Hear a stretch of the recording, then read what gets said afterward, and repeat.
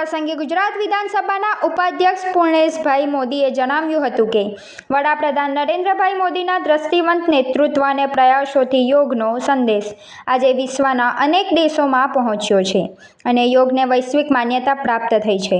વિશ્વની સૌથી ઊંચી પ્રતિમા સરદાર વલ્લભભાઈ પટેલના સાનિધ્યમાં યોજાયેલ આ યોગ કાર્યક્રમ નર્મદા જિલ્લામાં તે ગૌરવની બાબત છે. તેમણે વધુમાં જણાવ્યું હતું કે યોગ માત્ર વ્યાયામ કે આસન નથી, પરંતુ મન, શરીર, ચેતના અને જીવનને સંતુલિત બનાવતી એક જીવનશૈલી, સાધના અને આરાધના છે. યોગ પ્રાચીન સમયથી ભારતીય સંસ્કૃતિનો અભિન્ન ભાગ રહ્યો છે. સરકાર દ્વારા સમાજના દરેક વર્ગ સુધી યોગનો લાભ પહોંચે તે માટે સતત પ્રયાસો કરવામાં આવી રહ્યા છે. તેમણે સૌને યોગને દૈનિક જીવનનો ભાગ બનાવવા તેમજ અન્ય લોકોને પણ યોગ માટે પ્રેરિત કરવાનો સંકલ્પ લેવા અનુરોધ કર્યો હતો. આ વર્ષે આંતરરાષ્ટ્રીય યોગ દિવસની theme yoga for healthy ageing, સ્વસ્થ જીવન માટે યોગ રાખવામાં આવી છે, જેનો મુખ્ય ઉદ્દેશ્ય વધતી ઉંમર સાથે શારીરિક, માનસિક અને ભાવનાત્મક સ્વાસ્થ્ય જાળવવા યોગના મહત્વને ઉજાગર કરવાનો છે. કાર્યક્રમ દરમિયાન ઉપસ્થિત સૌએ વડાપ્રધાન નરેન્દ્રભાઈ મોદીના કાર્યક્રમને પશ્ચિમ બંગાળથી જીવંત પ્રસારણને નિહાળી યોગના મહત્વ અને તેના લાભો અંગે તેમના માર્ગદર્શનનો લાભ લીધો હતો. વડાપ્રધાન નરેન્દ્રભાઈ મોદીના પ્રેરણાદાયી માર્ગદર્શન હેઠળ ગુજરાત રાજ્ય યોગ બોર્ડ, યુવા અને સાંસ્કૃતિક પ્રવૃત્તિ વિભાગ તથા સાઉથ TGA ના સંયુક્ત ઉપક્રમે આયોજન કરવામાં આવ્યું હતું. કાર્યક્રમ દરમિયાન સમૂહ યોગાભ્યાસ, પ્રાણાયામ તથા વિવિધ યોગાસનોનું માર્ગદર્શન આપવામાં આવ્યું હતું. કાર્યક્રમના અંતે ઉપસ્થિત સૌએ નિયમિત યોગાભ્યાસ કરવાનો સંકલ્પ લીધો હતો.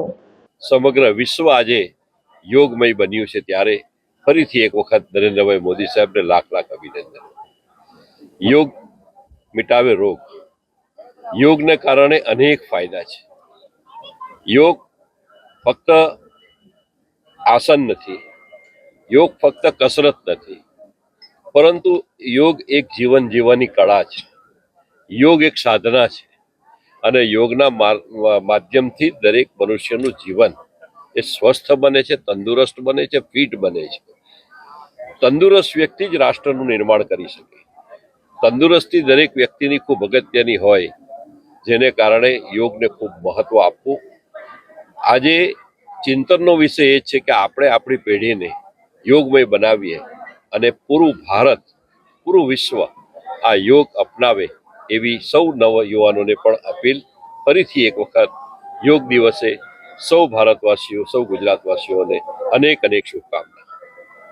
જિંદગી તો દરેક માણસ જીવે છે, પણ એ જિંદગીને આલિશાન અંદાજમાં જીવવી એ નસીબદારોના જ હાથમાં હોય છે. હવે સમય છે ઓર્ડિનરી છોડીને એક્ઝોટિક જીવનનો, કારણ કે ભરૂચના આંગણે આદ્યા રિયલ્ટી લઈને આવ્યું છે આદ્યા એક્ઝોટિકા.